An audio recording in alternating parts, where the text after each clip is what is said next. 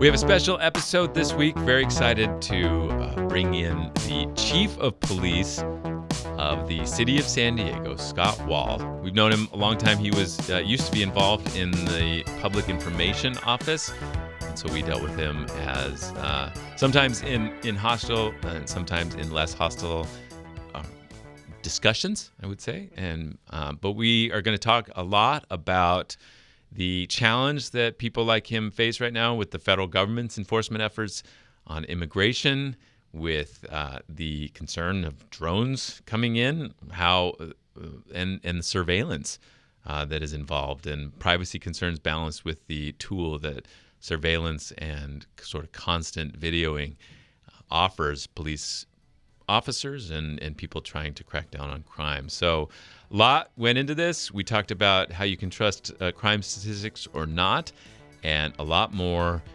involving officer-involved shootings and more. So it was a great conversation. I look forward to your feedback about it. Always let me know what you want to hear, or if you want to hear from anybody in particular, at scott@VOSD.org. That's scott@VOSD.org. Chief Scott Wahl, thanks for joining us. Hey, thank you for having me here.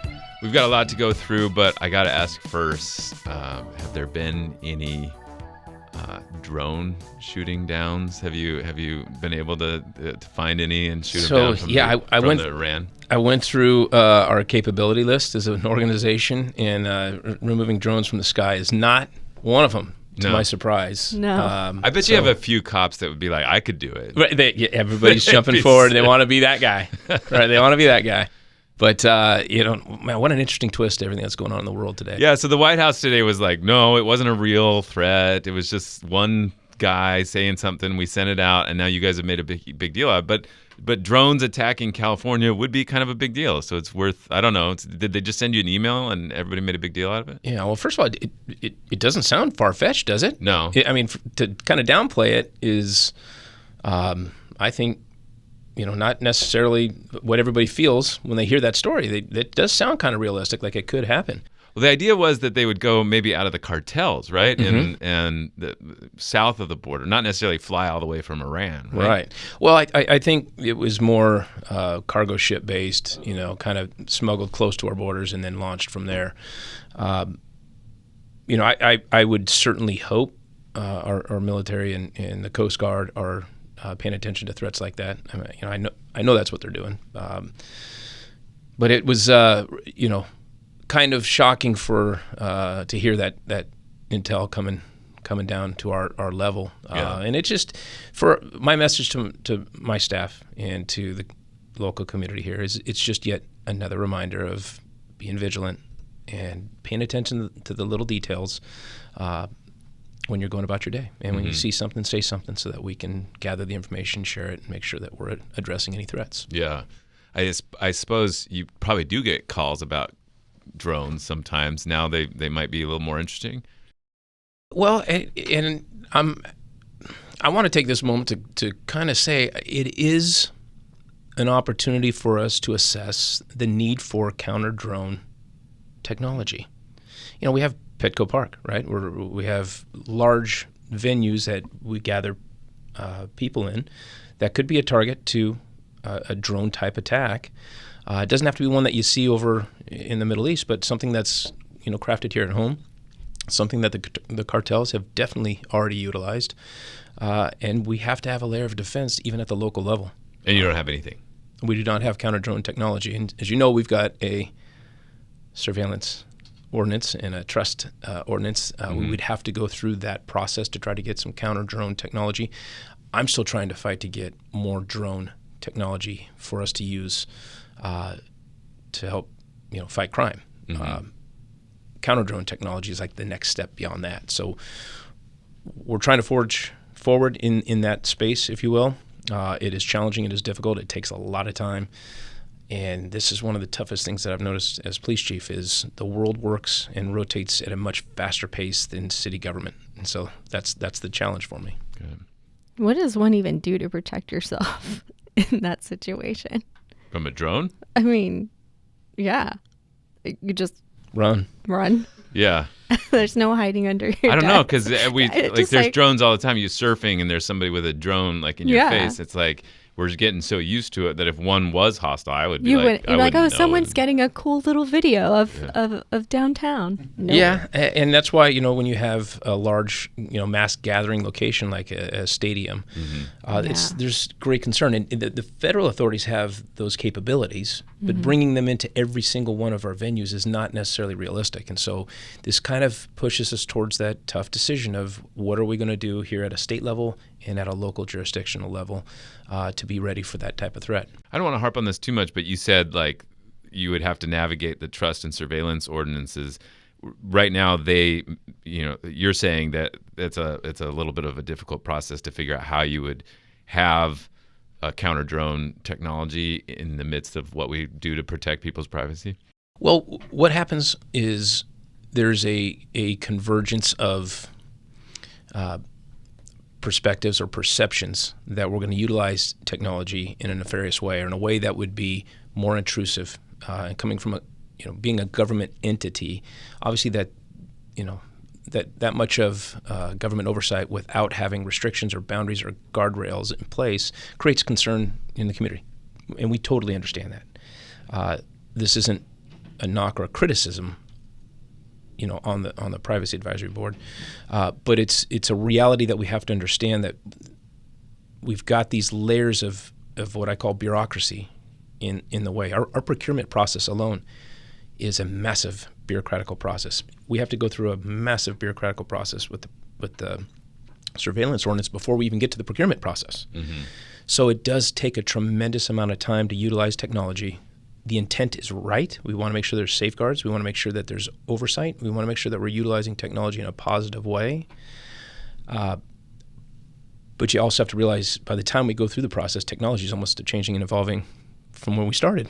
It's changing that fast in the world we live in.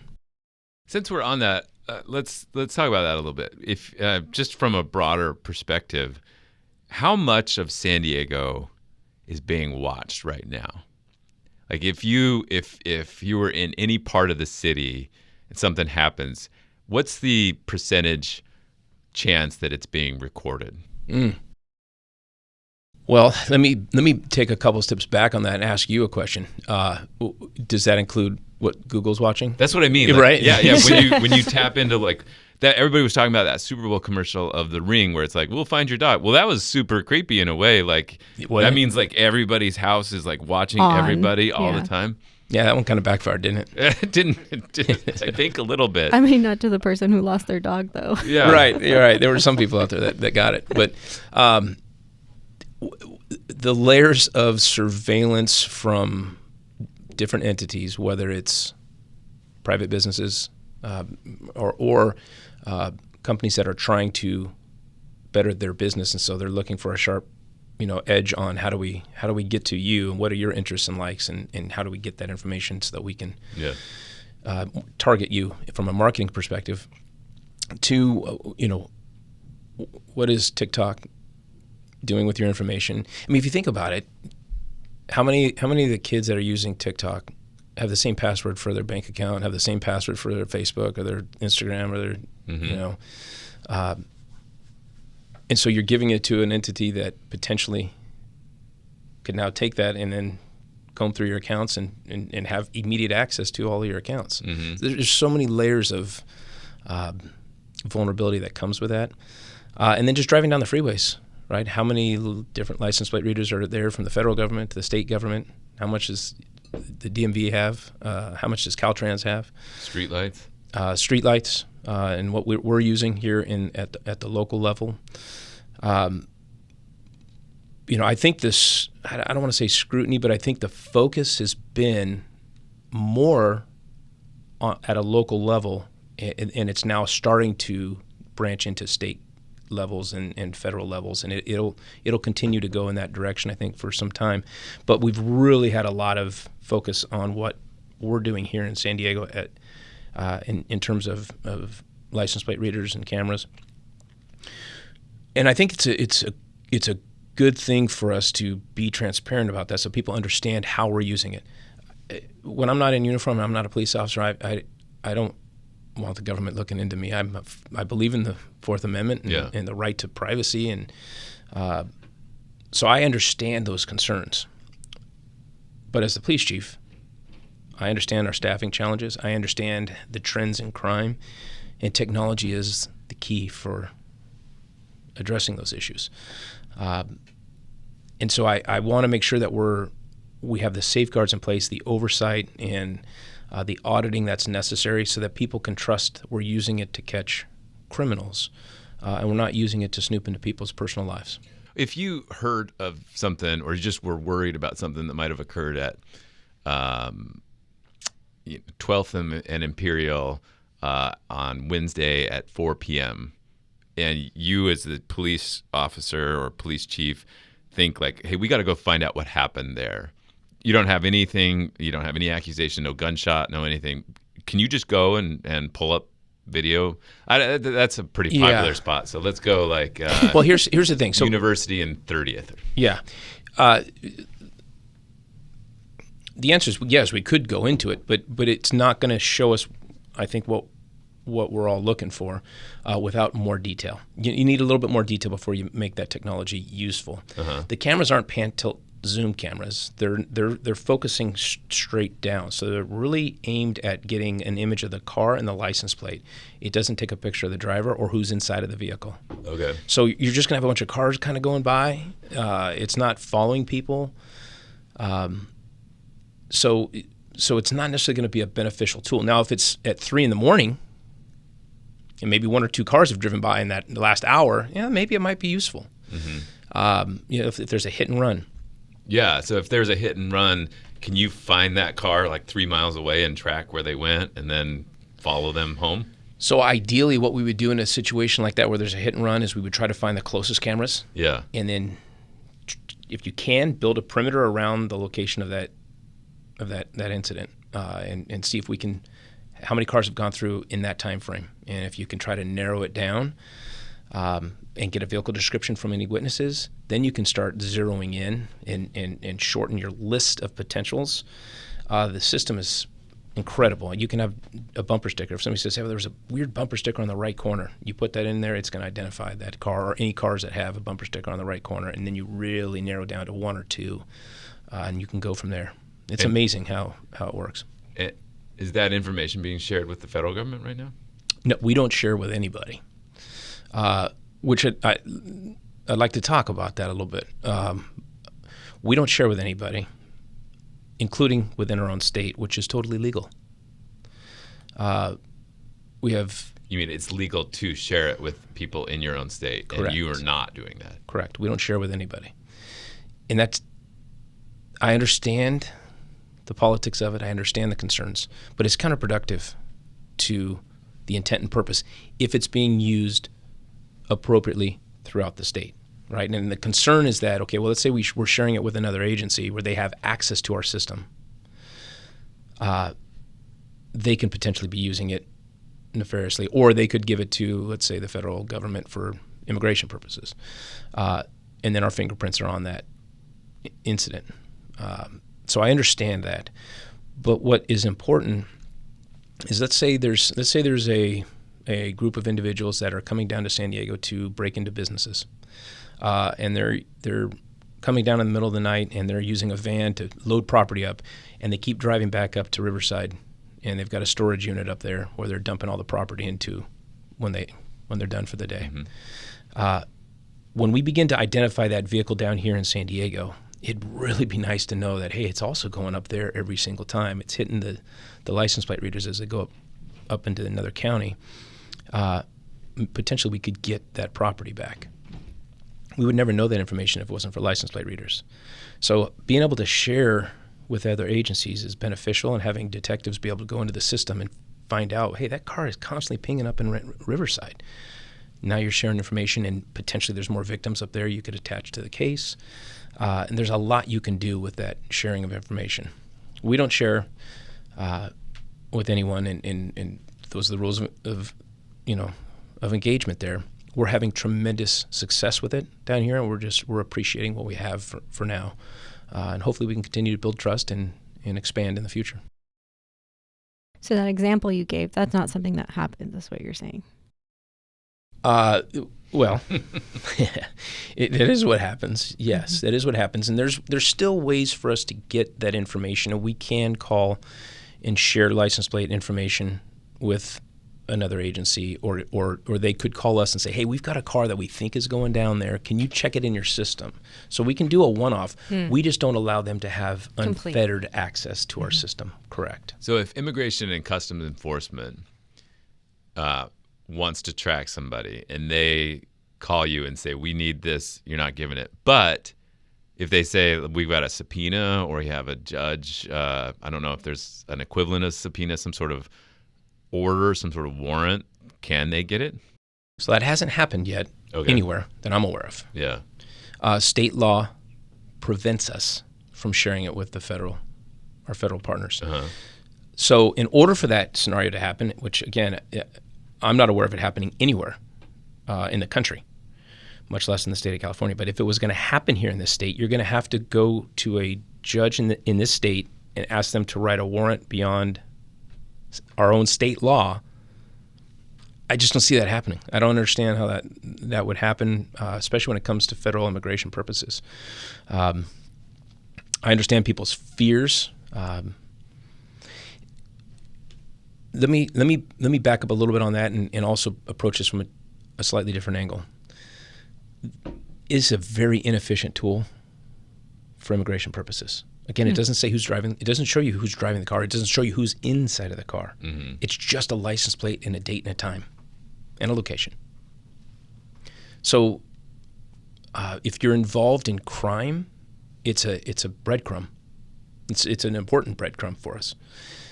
For immigration, it doesn't. I don't understand where that's going to necessarily help. If they're looking for certain people, they've got other methods and means of being able to do that.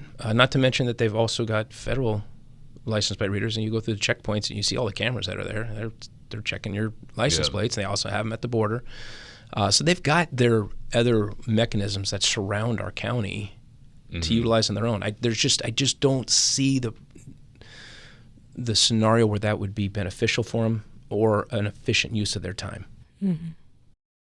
So let's get into that. So I thought of you a few months ago when all the chaos was occurring in Minneapolis. The police chief there became a national figure in a way with all the comments and difficulty he was having. I'm sure you watched it and learned and thought about, what it might look like here. And there's a few layers of questions that go on. But I think the first one is the biggest, craziest moment I thought was when there was a shooting that occurred and the Minneapolis police went to secure the area, and the federal officers said they couldn't do that. And to me, that was the scariest moment of that whole crisis, because we have this idea that the state has a monopoly on violence. You guys are the only ones allowed to use your weapons in this community. And normally the states are aligned. The federal government, the state, and that monopoly is aligned. But the idea that there were competing monopolies of violence maybe confronting each other was super scary in the idea of, like, are we entering civil conflict territory? I wonder, before we get into like how you'd cooperate with ICE or not, or how you deal with different situations, what do you think about that moment and about what we're confronting with these states with their own priorities and the federal government with its own? Scott, let me say this. At this moment in our country, this is arguably the most polarizing issue of our time. We always have challenges in this country, right? This country's always, since day one. But this goes to so many deeply rooted families, friends, business coworkers, right, that have been here now decades in some circumstances.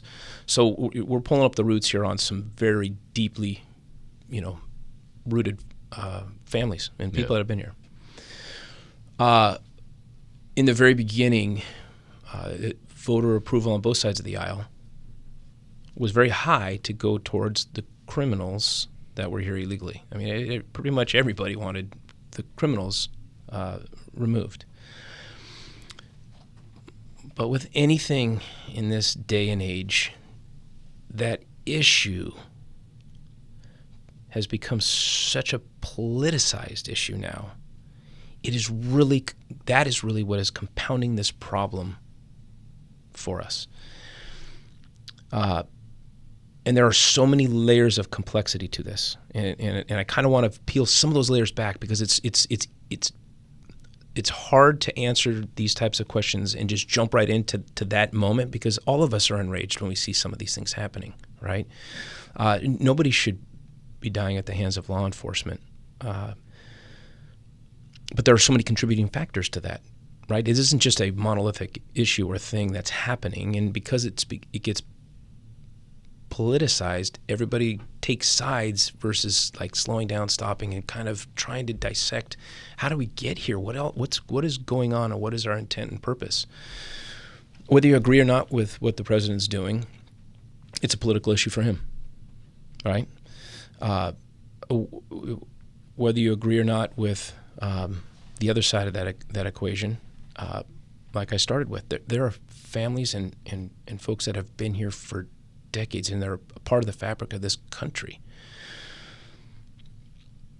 I want to explain what my intent is as the police chief, and it's not just with this issue, it's with every issue. The key to the police department being successful in this time, in this era, is to be in the middle. The challenge for us is the middle is always moving, and trying to stay embedded in the middle of these political issues or tough issues in society is critical. And I learned that when I was working as the lieutenant up at Northern Division. When I got up there, I remember that my captain told me, "You need to figure out how to be in the middle." I said, "What are you talking about?" He said, "Well, are you for the children or are you for the SEALs? Right? Are you for the cross on Mount Soledad, or do you not want the cross on Mount Soledad? Are you with the bars or are you with the residents? Do you want booze on the beach or no?"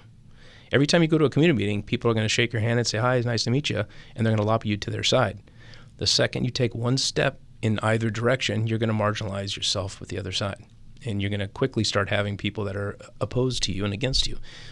This isn't in uniform as the police chief, as a police officer. It's not our position to take sides. We're here to do a job, to protect and serve, and what's legal today may not be legal tomorrow. And vice versa. What's illegal today might be legal tomorrow. And so when we begin to take sides, look at the marijuana laws, right? If we were to take sides on that issue and it becomes legalized, well, where do we stand on that? So it is very difficult in this moment because I see our community where we're working tirelessly to build trust and build relationships. We're often left between a rock and a hard place in this moment because the federal authorities come in and they're doing their job, maybe not in a way that people agree with, but their job is to enforce the law, federal law at least. And so there's a big debate and discussion that needs to take place in that space. But when they come through a town and then move on, the local authorities are the ones left holding the baggage. And that's tough. That's tough for me as police chief. How do we maintain relationships? What I want people to understand, we, one, abide by state law.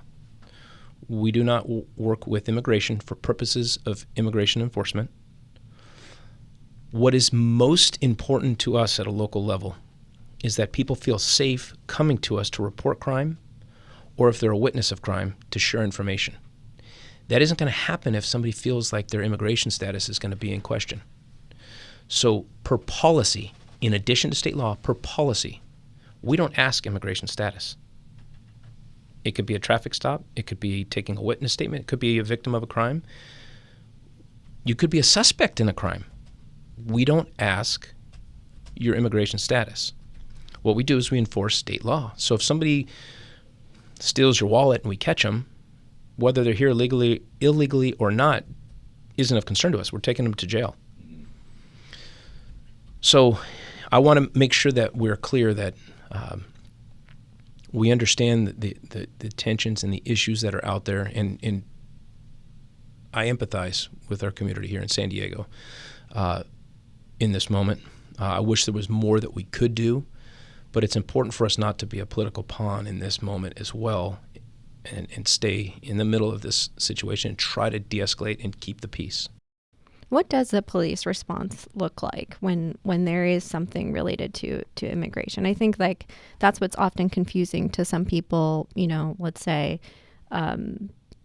either immigration agents are calling SDPD to do some sort of crowd control, right? And I think that gets confusing for people when they're seeing that mix. You think it's confusing for you? It's just confusing for us. Yeah, there's also the people being taken, and some of their friends are like, they're being kidnapped. Right. We just had one yesterday. Yeah. Was it yesterday? Maybe it was the day before yesterday. We just had one this week where community members called and said, there's a kidnapping taking place. There's an abduction taking place. So our officers are responding, and when we get there, we're able to ascertain and figure out that, okay, this is an ICE enforcement operation. Yeah.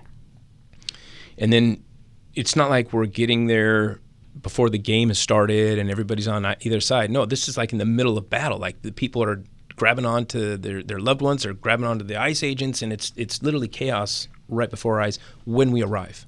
That's what you're getting as a police officer. What do you do in that moment?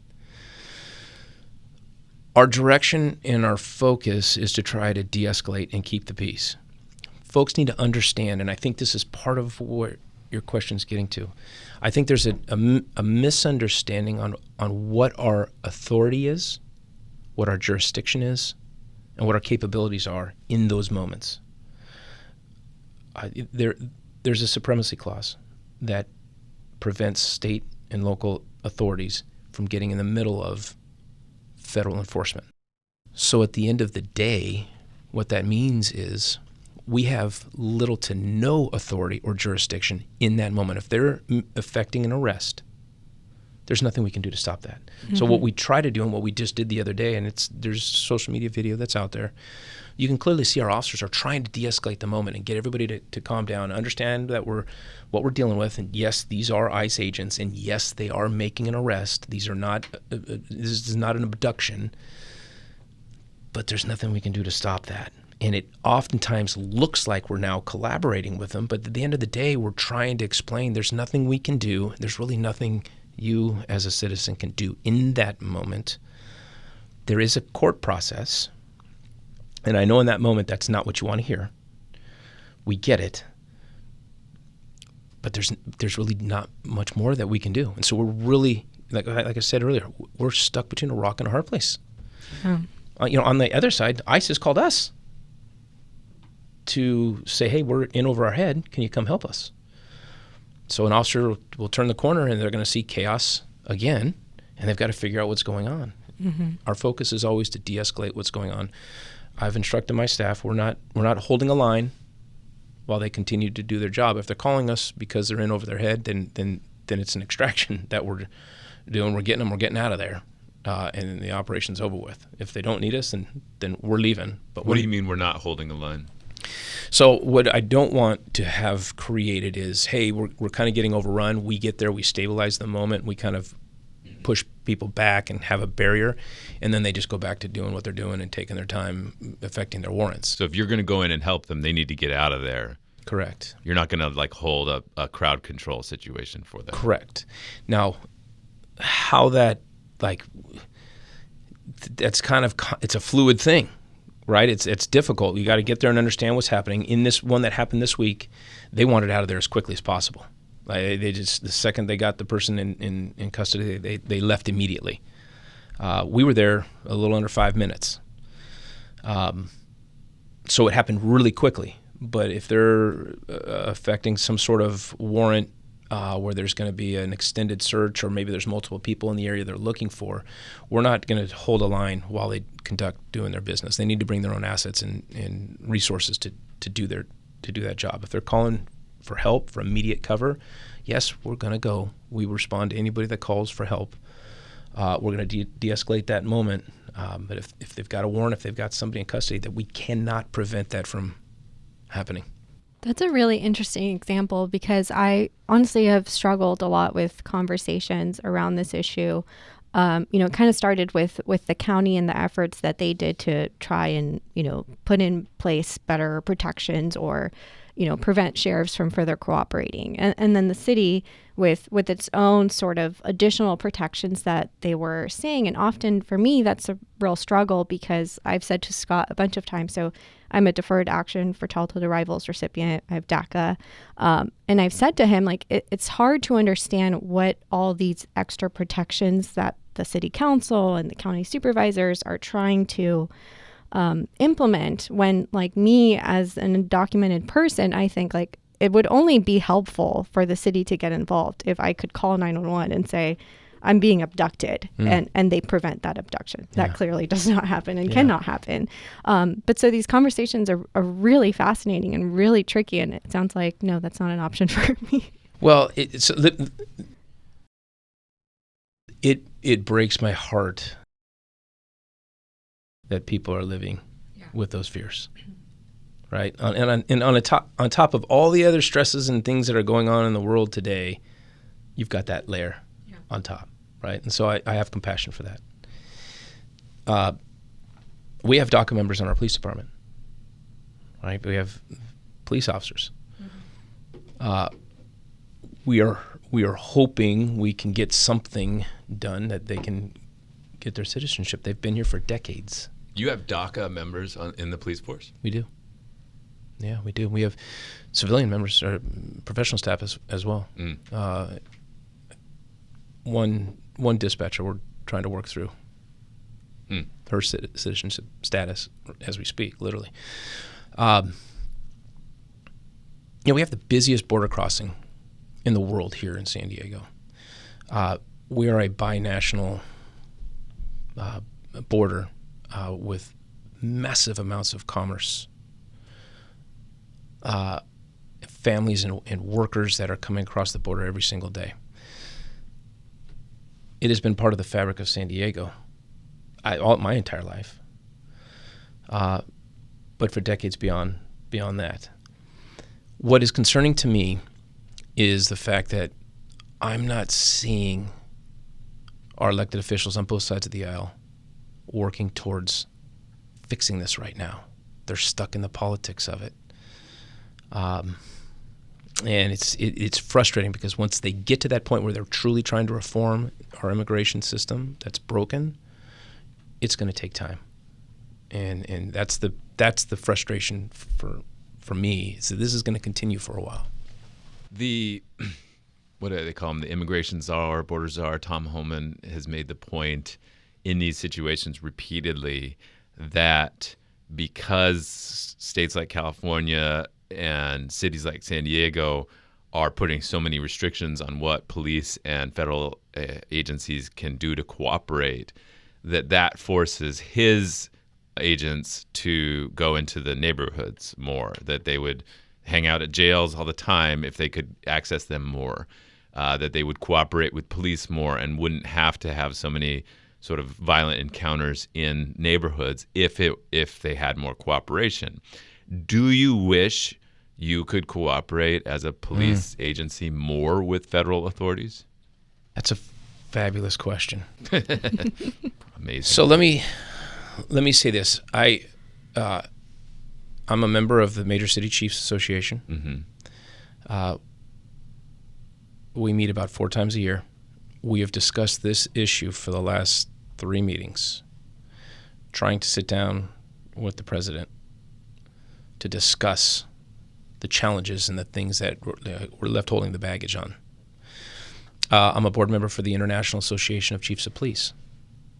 As a board member in that group, we've tried to sit down with the president to discuss the challenges and the issues that we have and how it's impacting other countries, not just our country. The one group that I think can have an impact is the Major County Sheriff's Association, because they control the jails. And without getting into the politics of it, of where people sit on that issue, but my gut tells me there can be progress made when the focus is on the non-law-abiding folks that are here illegally, right? Those that are committing crimes and going to jail. If there is a better connection there, I do think we can see less of these saturation patrols that are creating such an uproar. What specifically would be a better connection? Tell me a little bit more about what you mean with that. Well, you said like if we could connect better, which I think assumes the federal government and local authorities on people who are committed, who have committed major offenses. Yeah. What would that better connection be? So I when I'm speaking about that, I'm looking at the sheriff's departments around the country who control the jails, the state penitentiaries that control the Department of Justice that controls the jails. If there's a better connection there with immigration authorities, that they know somebody is here illegally and they've committed a robbery and they've done their time and now they're being released. If there's a connection there, I think that there might be a pathway to less of these saturation patrols. Regardless of this issue, our policy didn't change with this president coming in. Mm-hmm. It's been that way for decades. Yeah. Because we are deeply focused and rooted in community policing, meaning we want people to have trust that they can come forward and their immigration status is not going to be in question. We realize that if we don't do that, if we don't have that at the forefront, nobody's going to come forward, and what we're going to create is a vulnerable society right under our nose that are going to be preyed upon by people that know you're never going to call the police. What would you said you wanted to talk to the president. Let's say he said, come on in, Chief. What would you tell him? We've got to coordinate better. And he'd say, well, you guys won't let me. There are numerous layers to it, right? There's state law that prevents us from coordinating. Mm-hmm. But, you're ramping up an operational mission across the country, and in order to mobilize the resources you need to do that, you're getting folks that were literally behind a desk for years, and now you're putting them out in the streets with raid gear on and sending them out to do a totally different type of work. And because there isn't a communication between all of us, when we have these saturation patrols, the local police department just kind of left standing there with, well, what do you want us to do? And all of a sudden, chaos is left behind, and we got to come in and try to diffuse that. Like I said earlier, I do feel like there is progress that can be made on the major county sheriff's side with the federal government. I don't know from a local law enforcement level, however, that there is going to be that same level of coordination, because for us at the forefront, we're not asking the question of whether you're here legally or not. If you've committed a crime in the state, we're going to take you to jail. And it's really more of an issue that the sheriff's department's going to have to deal with moving forward. I want to ask about something before we leave this topic that really bothers me, and that is the issue of the federal authorities not identifying themselves and, in fact, wearing masks. I think that presents a lot of weird things, like if a masked person came to my house, wouldn't identify who they were, and demanded that, my son go with them or something, I would have a lot of trouble with that. I would resist that, and I would probably, that would be a big source of problems between me and that authority. And I think that could be abused, right? You could have people posing, and we've seen moments of this. Recently, Yeah, posing as agents, and, all they have to do is wear something that says police. You have your name right there. You have a badge. Everybody in the police force has a face and a badge. What do you think about law enforcement officers carrying out these difficult operations without identifying themselves, with masks on, and the danger that presents? There's been a lot of discussion about this very issue. I think from the very beginning, the former special agent in charge here for Homeland Security Investigations is a guy named Sean Gibson, who's now moved on. Actually, he got out of the job altogether. He's doing something completely different. While he was here, I had a very good relationship with him, and I was able to call him on some of the issues that we saw in the very beginning, like the Buena Facheta incident, right? This is the restaurant in South Park that was raided, and it caused us on a Friday night at 5. Yeah. Right. The first thing I told him is, had I known that's what you were doing, I would have said, "Are you kidding me? Really? 5 o'clock on a Friday night?" That was a moment that brought a few different things to the forefront, and it really was the beginning of what we started seeing all across the country, right? Yeah. But I have to be honest, from the examples that we've had here in San Diego, and I don't want to speak for the entire country for sure, but with the events and the things that happened here, I know it was Sean's expectation that they have their credentials on them in each and every encounter. And there have been a couple incidents where it was said that they did not have their credentials, but they did. And like the one at the hotel in Mission Valley, there's a picture, and if you look closely, you can see it hanging from his neck. And it's it is their credential on a lanyard. I still, in that moment, don't think that, when you're not in uniform, right, and you're in just plain jeans and a T-shirt, and you've got a credential, I can understand why that's still concerning to people. But I want to make sure that it's clear in every single scenario that they've had here. That's been one thing that I've looked at is, hey, are your guys out here with the credentials? Because that's going to make it difficult for us as well, and they have every time. As far as the mask wearing, I'm divided on that. I understand the intimidation factor. I get it. It's in large part in response to the doxing that has come as a counter strategy, and I get how that can be unnerving as a dad, right? As a husband. I've got a wife and kids that don't have to deal with the politics of the job, or it's coming to our neighborhood and to our house and to their schools, and so I get while the identity component is they're trying to mask that. I'm kind of in the middle on that one. We don't allow our officers, obviously, to wear masks. Thank God it's warm here. Some of the other colder parts of the country, I know they wear masks just because it keeps them warm, but that we don't have that problem here, thankfully. Well, you said earlier nobody should die at the hands of police, and I know that there's moments when use of force is something necessary. Just in December, you and the city of San Diego had to settle the largest settlement in history for a use of lethal force. A teenager heard gunfire, was running near Santa Fe Depot. His name was Kanoa Wilson. He turns a corner. Another officer that was responding to an unrelated report of assault was responding, sees him turn the corner. There's shots fired, questions, a lot of chaos.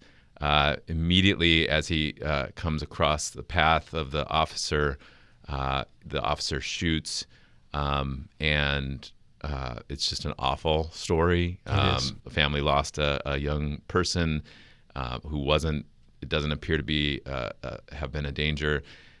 There's a lot of these stories. What can you tell me about that one and what you have learned about police-involved shootings and what you're doing to make sure that it's clearly necessary? So you're giving me all the hardball questions today, Scott. So very, very complex situation. Let me start by saying, my heart breaks for Kanoa and his family. One of the toughest conversations I've had to have was with his father to let him know that his son was dead. I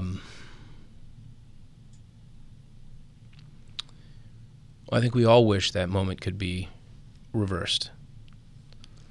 It's difficult for me because there are so many factors in that contributed to that moment, and so many complexities that contributed to that moment. I do have to say the district attorney is still evaluating that case, right? I don't want to do anything that's going to push that needle either direction, right? I gotta let that run its course. But the civil side of that has. Mm-hmm. There are multiple layers into that complexity as well. But let me at least paint the picture here just a little bit differently from the police officer's perspective. You have our officer that's responding to a benign battery report at the trolley station. His partner officer gets there first. As he arrives, he gets out of the car, and at that moment there was another critical call or a hot call in another part of downtown, and so the air was for emergency traffic only. So he couldn't get on the air and say, hey, where you at? So he pulls out his phone and he tries to call him. As he's calling, he hears gunfire. What we can't, and what I can't put words to that will describe the reality of what that moment is like, the echo down that hallway, the proximity of how close he is. It's very hard for people that are looking at this from the outside to understand what that sounds like and the adrenaline that immediately comes, because the first thing in your mind is going to be, my officer's in trouble, something's happened. The officer, his other partner officer, gets on the air and says, I have shots fired, which also has significant meaning from a law enforcement perspective. If there's just gunfire in the area, that's an 11-6 radio code. So we have 11-6s in the area. If you're a part of being involved in gunfire, that's shots fired. It means either you shot or you're being shot at. The officer immediately turns and starts to run to get down that corridor to where he's hearing the gunfire, and within 6 seconds of the gunfire, he crosses paths with Kanoa. And it's a tough situation that we're putting police officers in. I can tell you that police officer's a good kid. He's a good kid. He didn't come to work that day thinking he was going to kill a 16-year-old boy. His life is forever changed. This is a very difficult job. And I don't, in my 28 years, I haven't seen a moment quite like that happen in our city. It is extremely rare, and to expect perfection in that moment like we do expect perfection in that moment. Sometimes I think that's an unfair expectation of our police officers. And so it just is a horrible situation from many fronts. Kanoa did not deserve to die. Our officer does not deserve to live his life knowing that he's taken a 16-year-old boy's life. It's awful. And I wish there was something that I could do to change that moment. I can tell you what our focus has been since that moment. The one thing that can impact that situation, should it ever happen in the future, is more repetitive, more frequent training where we're going through those types of scenarios time and time again, so that officers aren't surprised in that moment, or that's the first time they've been in that type of moment if it were to occur. And so we've put together field training teams that are now deployed, that are going out and they're putting scenarios and our officers through them with repetition. That is going to contribute to better outcomes in the future.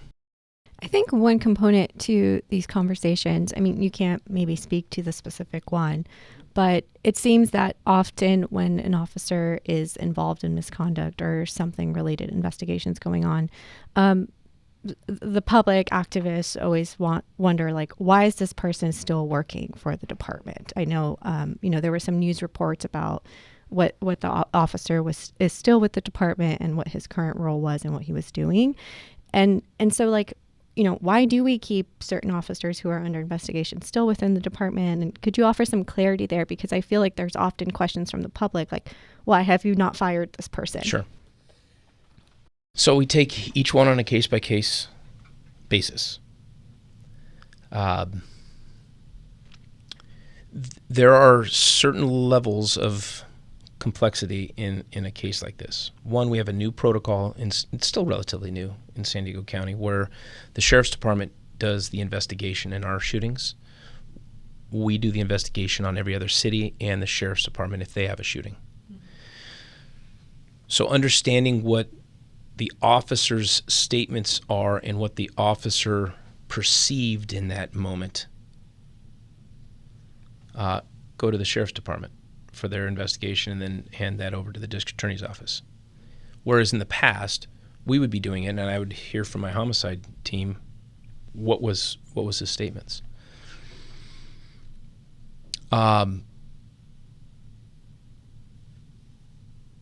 He's been pulled from the field, obviously, and he's in an administrative job while we figure out exactly what has happened. And unfortunately, these things do take time. But firing and terminating somebody I understand the outcome is not something that we wanted to see, but what was the intent? Mm-hmm. What are we firing him for? The other issue there is there was some advocate voices that were speaking about him getting a promotion to detective, which is not true, didn't happen. That he was making more money, not true, never happened. He's in an administrative capacity, and in that role, he's trying to help detectives with wanted flyers for information. And in one of those wanted flyers, he put acting detective, because that's typically what what a detective would do, is to put out a wanted flyer. He just put that down. Why? I don't know. But that's all it was. That situation, is once it came to our attention, was rectified, and he just puts officer when he puts out a wanted flyer. Basically, everything is on hold until the case is decided upon, and we'll go from there. So beyond this case and this officer, I think still the community often questions, why do we keep certain officers around who maybe in the past have been involved in some level of misconduct or have gotten in trouble for some reason or another? I understand the concerns. I think oftentimes people think that we're similar to a private business where you can just come in and say you're fired. We can't do that. Our officers have civil service protections, which means there's multiple layers that you have to go through to terminate somebody. And then it goes to a civil service committee that can overturn that decision. The officer also has the ability to go to a superior court and appeal the civil service decision. It can take years to fire somebody. So you got to make sure you're doing it the right way, or it'll be overturned. And that is a really bad moment when you have to have somebody that a court or a civil service commission has said, no, you have to bring this person back onto the job. That'll be awkward.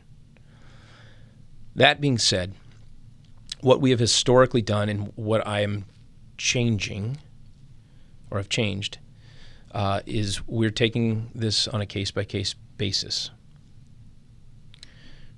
What we normally do is we go through an internal investigative process. That goes to this police commission once we're done with that investigation. The discipline is doled out, and if it's termination, we have an appellate process that the officer is entitled to.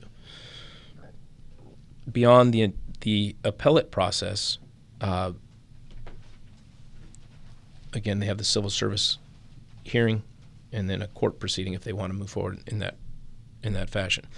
But what we're taking a look at is if the officer has done something that is so egregious where we know we're going to terminate them, we're pulling them out of the field, and we're now fast-tracking that case versus just adding it to the stack of cases and investigations that are out there. And we're pulling them immediately from the field. If I was to pull them without pay, we have to have that case done in 30 days. Otherwise, we have to pay back pay. So it's extremely challenging on when and where we're going to decide to hold them without pay versus hold them with pay. But it pains me to have somebody being paid not to just be sitting, in a telephone report unit or sitting somewhere waiting to be terminated. Well, I appreciate everything. We could probably talk a couple more hours, but we need to wrap up soon. But I want to get to something I often hear, and I want to get your perspective on. So you guys announced this week overall crime down 6.3%, fourth year of decrease in crime, safest big cities around. Whenever these stats come out, and there's a few more specifics in there about, motor vehicle thefts declined by 22%. There are always people who immediately react and say, that's a lie. They don't respond to crimes. What can you say to those folks who have like an immediate cynical view of that? So let me start by saying I canceled all my social media years ago, and it's the most liberating thing that I've ever done. Yeah. But my wife did not. So my wife's reading me all the comments from things when we post stuff. So I do hear it.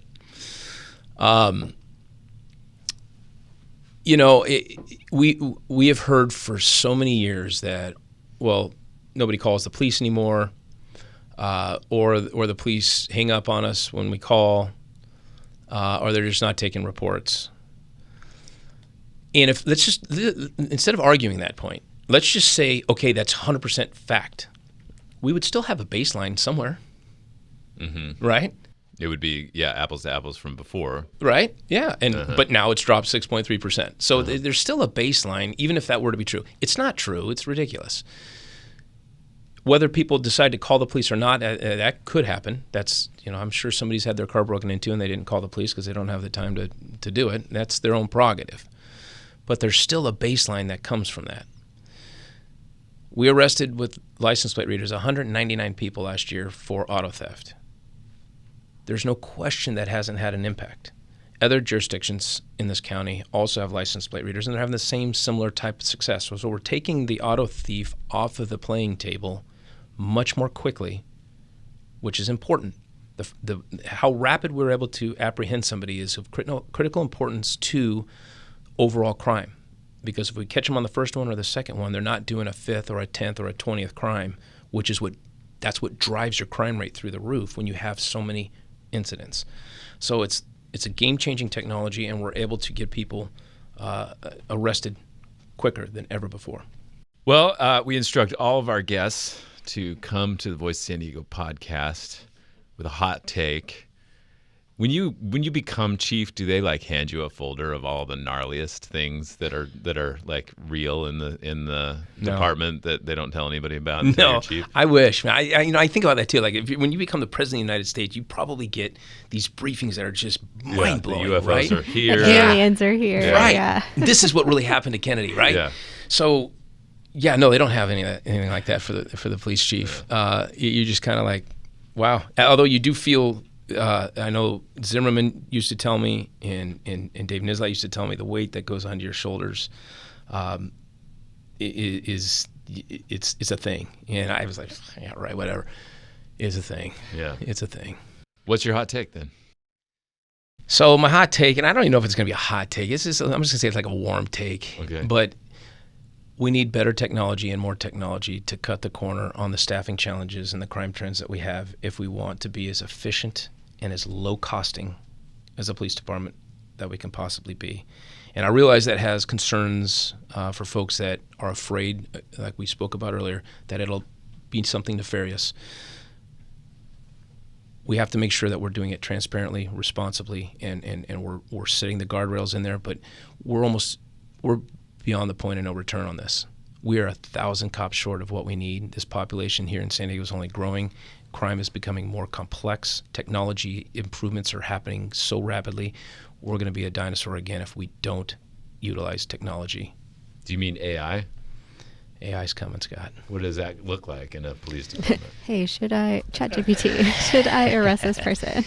So there are so many ways we can utilize AI that are not necessarily in a court proceeding, but just going through all of the documents and training files and policies and procedures and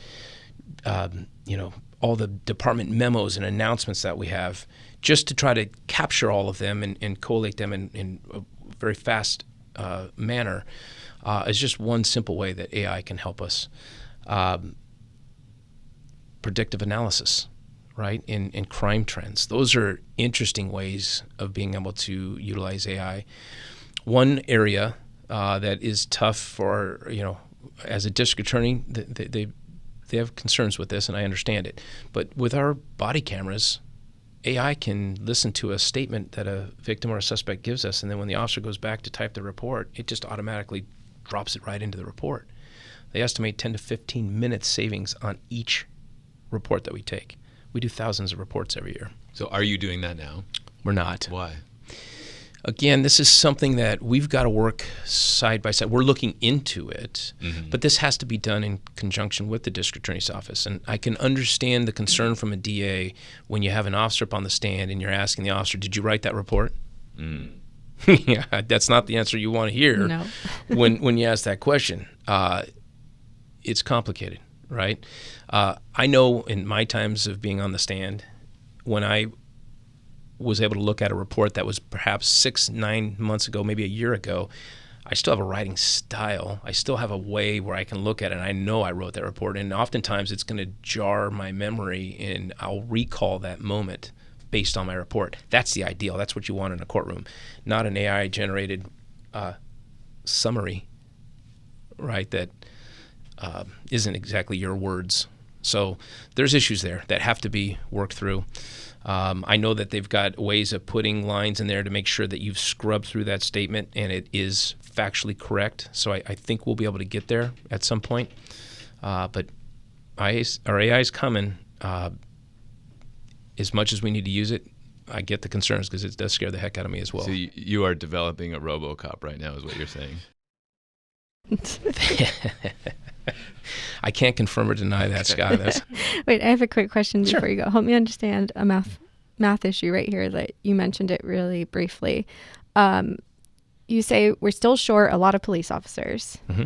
Yes. Crime is down. Mm-hmm. Yes. Mm-hmm. How have we gotten OT down? Ooh, this is good. Is there an overtime to the podcast? We're going to go into overtime. So I love that question. Like, how does that work? So when I started, we focused on running this organization more like a business. We're a $703 million organization. And like any government entity, I knew it was riddled with inefficiencies. So I've really tried to focus on restructuring the organization, putting more of a business process system in place. And what we did is we started by figuring out, okay, what is our overtime budget? Where is the money being spent? I stripped all of it down, and everybody's got a budget. Everybody's got a line item. Looking at our staffing numbers, we start each day about 325. We need with a need of about 325 cops in the field. We only have about 230 to 250 officers per average on each day. So there's a massive gap. We bridge that with overtime, but we've capped it. And what we were able to do is by putting the captains on a budget, they naturally went to where they needed most. What time of day, what days of the week, what beats in my area are they needed at most. And that's where, instead of putting them on first watch and second watch and third watch when it might be a slow day, and then you got officers in overtime that are just sitting there not working. Or they're at 3 in the morning, 2 in the morning, and there's nothing going on. Why are we paying them overtime? So they're taking them and they're putting them during the busiest times, which is typically somewhere around 10 a.m. to 8 p.m. They're putting one power shift together, and that's where the overtime's going. More efficient, more effective, less money. Chief Scott Wahl, thank you for joining us. Thank you, guys. Appreciate it.